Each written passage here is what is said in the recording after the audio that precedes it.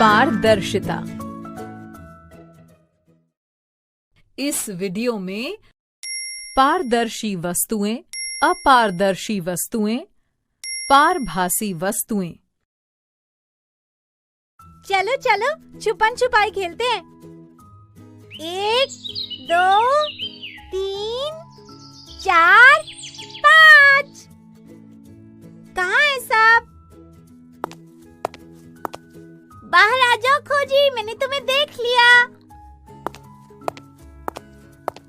अरे सवाली, पर तुम तो इस तरफ आई ही नहीं, फिर तुमने मुझे कैसे ढूंढा? मुझे दरवाजे के कांच में से तुम्हारे बाल जो दिख गए।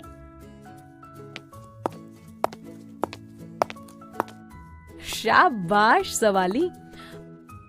पर क्या होता अगर पूरा दरवाजा लकड़ी का ही बना होता? दीदी, फिर तो सवाली मुझे खोज ही नहीं पाती। सही कहा खोजी, ये कांच पारदर्शी है, इसीलिए सवाली ने तुम्हें आसानी से देख लिया। अगर ये अपारदर्शी लकड़ी का बना होता तो सवाली तुम्हें ढूंढ ही नहीं पाती। पारदर्शी और अपारदर्शी, अब इनका क्या मतलब है दीदी? ये भी पदार्थ के विशेष गुणों में से एक है। तो पारदर्शिता के आधार पर भी हम वस्तुओं का समूह बना सकते हैं दीदी? हाँ बिल्कुल सवाली। आओ सबसे पहले पारदर्शी वस्तुओं के बारे में समझते हैं। इसके लिए तो हमें कक्षा में चलना होगा।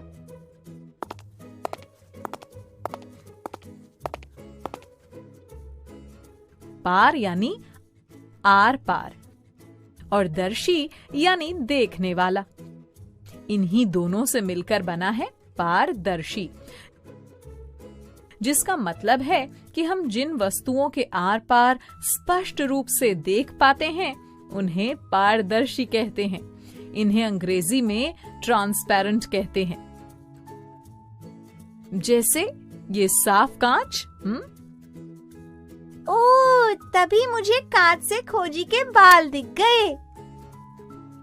हाँ सवाली, अब ये देखो, तुम लोगों को नाम देखकर ही समझ आ जाएगा। अपारदर्शी बना है अ प्लस पारदर्शी से, यानी जिनके पार बिल्कुल न देखा जा सके।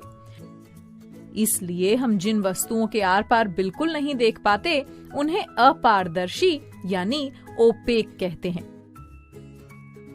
जैसे लकड़ी। पारदर्शी और अपारदर्शी। ये देखो, ये कांच का खाली गिलास है। क्या हम इसके आर पार स्पष्ट रूप से देख सकते हैं?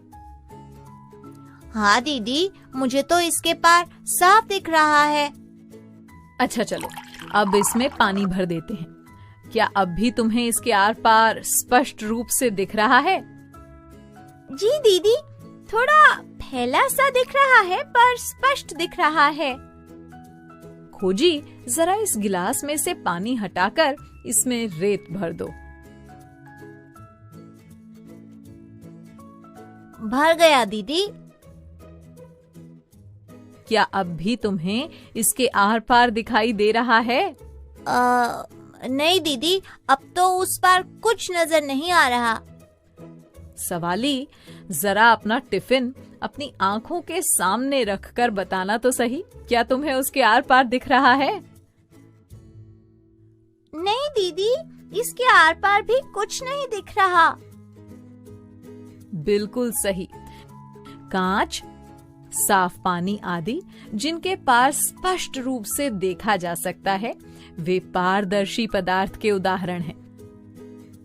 जबकि लकड़ी, रेत, पत्थर, पेंट या रंग की हुई प्लास्टिक आदि जिनके पार बिल्कुल नहीं देखा जा सकता अपारदर्शी पदार्थ के उदाहरण हैं। दीदी, एक बार मेरी कॉपी के पन्ने पर तेल गिर गया था। जब मैंने तेल को साफ किया तो उस पन्ने में से अगले पन्ने की लिखाई भी दिखाई देने लगी, पर थोड़ी धुंधली थी। तो वो पन्ना भी अपारदर्शी से पारदर्शी बन गया था क्या? अच्छा प्रश्न है खोजी। ऐसी वस्तुएं हम जिनके आर पार देख तो सकते हैं किंतु स्पष्ट रूप से नहीं, उन्हें पारभासी कहते हैं। पारभासी को अंग्रेजी में ट्रांसलूसेंट कहते हैं। जैसे प्लास्टिक की ये रंगीन फाइल, हम इसके आर पार देख तो सकते हैं किंतु स्पष्ट रूप से नहीं। तो बच्चों, हम वस्तुओं को उनमें से देखने की क्षमता के आधार पर 3 समूहों में बांट सकते हैं। पहला पारदर्शी, दूसरा अपारदर्शी और तीसरा पारभासी। तो चलो अब मेरे कुछ प्रश्नों के उत्तर दो। ये तो तुम जानते ही हो कि मेरे और तुम्हारे बीच वायु उपस्थित है। तो बताओ, वायु पारदर्शी है, अपारदर्शी है या पारभासी? दीदी, आप तो मुझे वायु के पार भी साफ साफ दिख रही हो, मतलब वायु पारदर्शी है। बिल्कुल सही खोजी। अब ये देखो, ये मेरी पानी की बोतल रंगीन प्लास्टिक की बनी है। मैं तुम्हें इसके पार देख तो सकती हूँ, पर कुछ स्पष्ट रूप से नहीं। तो ये किस प्रकार की वस्तु है? ये तो पारभासी है ना दीदी? बहुत अच्छे सवाली। अच्छा, क्या तुम ये बता सकते हो कि मेरे बैग के अंदर क्या क्या सामान रखा है? बिना बैग के अंदर देखे भला हम ये कैसे बता सकते हैं दीदी?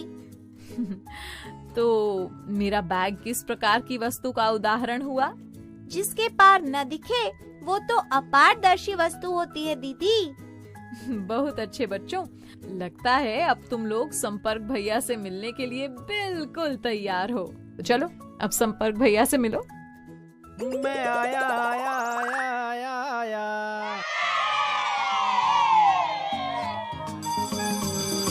ओके बच्चों, बाय बाय।